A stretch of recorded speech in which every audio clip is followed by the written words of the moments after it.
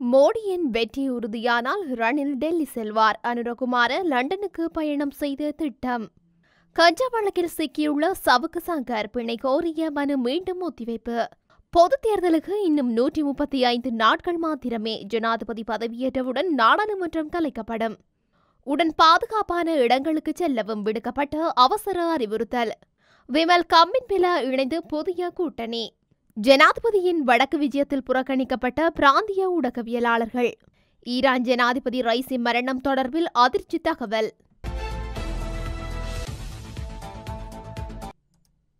ஜனாதிபதி ரணில் விக்ரமசிங்க அவசரமாக இந்திய பயணம் ஒன்றை மேற்கொள்ள திட்டமிட்டு வருவதாக தெரிவிக்கப்படுகின்றது.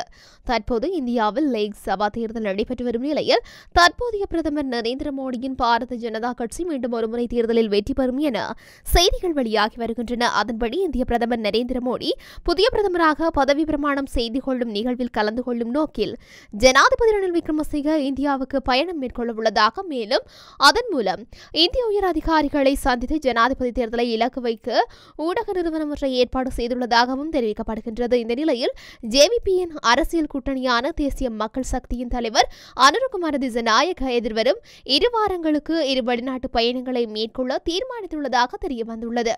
அதன்படி முதலில் அனுரகுமார திசாநாயக்க இங்கிலாந்துக்கு பயணம் ஒன்றை மேற்கொள்ள உள்ளதாகவும் அதன் பின்னர் ஜப்பானுக்கு பயணம் மேற்கொள்ள உள்ளதாகவும் தெரிவித்துள்ளது. இதற்கு முன்னர் அவர் இந்தியா, ஸ்வீடன் மற்றும் கனடா போன்ற நாடுகளுக்கு பயணம் மேற்கொண்டமை குறிப்பிடத்தக்கது. ரணில் விக்ரமசிங்க மற்றும் அனுரகுமார திசாநாயக்கவும் போட்டியிட்டு வெளிநாட்டு பயணங்களில் ஈடுபட்டு வரும் நிலையில் எதிர்க்கட்சித் தலைவர் சஜித் பிரேமதாச ஜனாதிபதி தேர்தல் நிறைவடையும் வரையில் கிராமங்களுக்கு செல்ல திட்டமிட்டு வருவதாக தெரியவந்துள்ளது.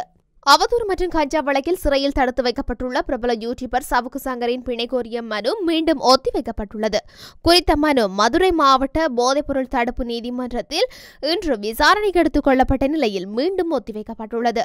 தமிழக போலீசார் மற்றும் பெண் போலீசார் தொடர்பில் அவதூறாக பேசியதாக சவுக்கு சங்கருக்கு எதிராக முறைப்பாடு செய்யப்பட்டிருந்த நிலையில் கடந்த 4ஆம் தேதி கைது செய்யப்பட்டிருந்தார். அத்துடன் அவர் பயணித்த காரிலிருந்து கஞ்சா போதைப்பொருள் மீட்கப்பட்டிருந்ததுடன் மேலும் சவுக்கு சங்கர் மீது குண்டர் சட்டத்தின் மீது நடவடிக்கை உத்தரவிடப்பட்டுள்ளது. இந்த நிலையில் கஞ்சா வழக்கில் சிறையில் தடுத்து வைக்கப்பட்டுள்ள சவுக்கு சங்கரின் பிணை கோரிய மனு மீண்டும் ஒத்திவைக்க நீதிபதி உத்தரவிட்டுள்ளார்.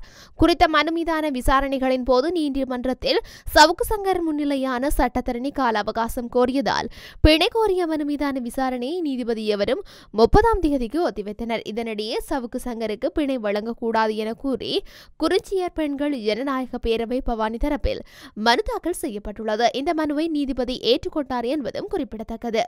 எதிர்வரும் ஜனாதிபதி தேர்தலில் யார் வெற்றி பெற்றாலும் 48 மணித்தியாலங்களுக்குள் பதவி பிரமாணம் செய்து கொண்டவுடன் பொதுத் தேர்தலை நடத்தும் நோக்கில் நாடாளுமன்றத்தை கலைக்க தீர்மானித்துள்ளதாக தகவல்கள் வெளியாகியுள்ளன. அதன்படி பெரும்பாலும் எதிர்வரும் அக்டோபர் மாதம் 17ஆம் தேதிக்கு முன்னர் ஜனாதிபதி தேர்தல் நடைபெறவுள்ள நிலையில் அந்த வாரத்துக்குள்ளே பொதுத் தேர்தலை நடத்த திட்டமிட்டு வருகின்றது. அவ்வாறெனில் பொதுத் தேர்தல் ஒன்று நடத்த இன்னும் குறைந்தது 135 நாட்கள் மாத்திரமே எஞ்சியுள்ளன. இவ்வாறு நாடாளுமன்றத்தை கலைத்து பொதுத் தேர்தல் ஒன்றை நடத்தினால் தற்போது நாடாளுமன்ற காணப்படக்கூடிய அதிகளவான உறுப்பினர்கள் தோற்பதற்கான வாய்ப்புகள் உள்ளதாக அரசியல் வட்டாரங்கள் தெரிவிக்கின்றன. அதன் காரணமாக அநேக புதுமுகங்கள் நாடாளுமன்றத்துக்கு வருகை தர வாய்ப்பு அதிகமாக காணப்படுகின்றன. அதன்படி எதிர்வரும் தேர்தல்கள் குறித்து இதுவரையில் மேற்கொள்ளப்பட்ட ஆய்வுகளில் முதலிடத்தில் ஐக்கிய மக்கள் சக்தி காணப்படுகின்றது. ஆய்வுகளின்படி பொது தேர்தலின் போது ஐக்கிய மக்கள் சக்தி அதிக ஆசனங்களை பெற்றுக்கொள்ளும் என குறிப்பிடப்படுகின்றது. இதேவேளை பொது தேர்தல் ஒன்று நடத்தப்பட்டால் அதில் மொட்டு சின்னத்தில் போட்டியிடும் ஸ்ரீலங்கா பொதுஜன பெரமுன கட்சி 2ஆம் இடத்தை வகிக்கும் என சுயாதீன ஆய்வுகள் தெரிவிக்கின்றன. 3வது இடத்தில் ஜேவிபி காணப்படுவதும் குறிப்பிடத்தக்கது. 2001ஆம் ஆண்டில் இடம்பெற்ற பொதுத் தேர்தலில் ஜேவிபி 16 ஆசனங்களை பெற்றுக்கொண்ட நிலையில் தற்போது அது 20ஆக அதிகரிக்கப்படலாம் என தெரிவிக்கப்படுகின்றது. 4வது இடத்தை வசிக்கும் கட்சி குறைந்தது 2 ஆசனங்களை பெற்றுக்கொள்ளும் எனவும் அதில் ஒன்று தேசிய பட்டியல் இடம் பிடிக்கும் எனவும் ஆய்வுகளில் தெரியவந்துள்ளது. எவ்வாறாயினும் வடக்கின் பிரதான கட்சியான தமிழ் தேசிய கட்சி பல பிரிவுகளாக பிரிந்துள்ளமை குறிப்பிடத்தக்கது. தென்மேற்கு பருவமழை தீவிரம் காரணமாக தீவை சுற்றியுள்ள கடற்பரப்புகள் கொந்தளிப்பாக காணப்படலாம். எனவே மீளறிவித்தல் வரை மீன்பிடிக்க மற்றும் கப்பல் போக்குவரத்தில் ஈடுபடுவதை தவிர்க்குமாறு கடற்தொழில் திணைக்களம் அறிவுறுத்தியுள்ளது. வங்களா விரிகுடா மற்றும் அரபிக்கடல் பகுதியில் காற்றின் வேகம் அவ்வப்போது மணித்தியாலத்துக்கு 60 முதல் 70 கிலோமீட்டர் வரை அதிகரிக்கக்கூடும் என தெரிவிக்கப்பட்டுள்ளது. எனவே நாட்டை சூழவுள்ள கடற்பரப்புகளில் கடற்தொழிலில் ஈடுபடுவோர் இருப்பின் அவர்கள் விரைவில் பாதுகாப்பான இடங்களுக்கு செல்லுமாறு கடற்தொழில் திணைக்களம் மேலும் தெரிவித்துள்ளது. அத்துடன் தற்போது பெய்து வரும் பெய்யும் பருவமழையினால் அனர்த்தம் ஏற்பட்டால் அனர்த்த முகாமைத்துவ நிலையத்தின் அவசர அழைப்பு இலக்கமான 117க்கு அறிவிக்குமாறு திணைக்களம் மக்களை கோரியுள்ளது. தென்மேற்கு பருவப்பேச்சு காரணமாக தற்போது நிலவும் மழை மற்றும் காற்றுடன் கூடிய வானிலை மேலும் தொடரும் என எதிர்பார்க்கப்படுவதாக வளிமண்டலவியல் திணைக்களம் தெரிவித்துள்ளது. இதன்படி மேல் சப்ரகமுவ, மத்திய, வடமேல் மற்றும் தென் மாகாணங்களில் இடைக்கிடையே மழை அல்லது இடியுடன் கூடிய மழை பெய்யக்கூடும் எனவும் எதிர்வு கூறப்பட்டுள்ளது. அத்துடன் சப்ரகமுவ மாகாணத்திலும் நுவரெலியா மாவட்டத்தின் சில இடங்களிலும் இன்றைய தினம் 75 மில்லிமீட்டருக்கும் அதிகமான பலத்த மழை பெய்யக்கூடும் என எதிர்பார்க்கப்படுகின்றது. மத்திய மலைநாட்டின் மேற்கு சரிவுகளில் வடக்கு, வடமத்திய, மேல், தென் மற்றும் வடமேல் மாகாணங்களிலும் திருகோணமலை மாவட்டத்திலும் இடைக்கிடையே மணத்தியாலத்திற்கு 50 முதல் 60 கிலோமீட்டர் வேகத்தில் பலத்த காற்று வீசக்கூடும். நாட்டின் ஏனைய பகுதிகளில் இடைக்கிடையே 30 தொடக்கம் 40 கிலோமீட்டர் வரை ஓரளவு பலத்த காற்று வீசக்கூடும் என அறிவிக்கப்பட்டுள்ளது. இதேவேளை வங்கக்கடலில் உருவான ரீமல் புயல் நேற்றிரவு மேற்கு வங்கம் மற்றும் வங்கக்கடலுக்கு இடையே கடற்கரையை கடந்திருக்கின்றது. இந்த புயல் மேலும் வடக்கு மற்றும் வடகிழக்கு நோக்கி நகர்ந்து தீவிர புயலிலிருந்து புயலாக வலுவிழக்கக்கூடும் என இந்திய வானிலை மையம் தெரிவிக்கின்றது. நாட்டை சூழவுள்ள ஏனைய கடற்பரப்புகள் அவ்வப்போது கொந்தளிப்பாக காணப்படும் என எதிர்பார்க்கப்படுகின்றது. எனவே இக்கடற்பரப்புகளில் கடலில் பயணம் செய்வோரும் மீனவ சமூகமும் இவ்விடயம் தொடர்பாக அவதானமாக இருக்குமாறு அறிவுறுத்தப்படுகின்றார்கள். மன்னாரிலிருந்து கல்பிட்டி, கொழும்பு, காலி மற்றும் ஹம்பாந்தோட்டை ஊடாக பொத்துவில் வரையான கடற்பரப்புகளில் கரையோரத்தை அண்டிய பகுதிகளில் கடல் அலைகள் 2.5 தொடக்கம் 3.0 மீட்டர் உயரம் வரை மேலெழும்பக்கூடிய சாத்தியம் காணப்படுகின்றது. நாடாளுமன்ற உறுப்பினர் விமல் வீரவன்ச தலைமையிலான தேசிய சுதந்திர முன்னணி மற்றும் நாடாளுமன்ற உறுப்பினர் உதயகமன்வில தலைமையிலான விவிதுரைகள உரிமைய மற்றும் பல சிவில் அமைப்புகள் இணைந்து சர்வஜன பலஜ என்ற புதிய அரசியல் கூட்டணியை உருவாக்கியுள்ளன.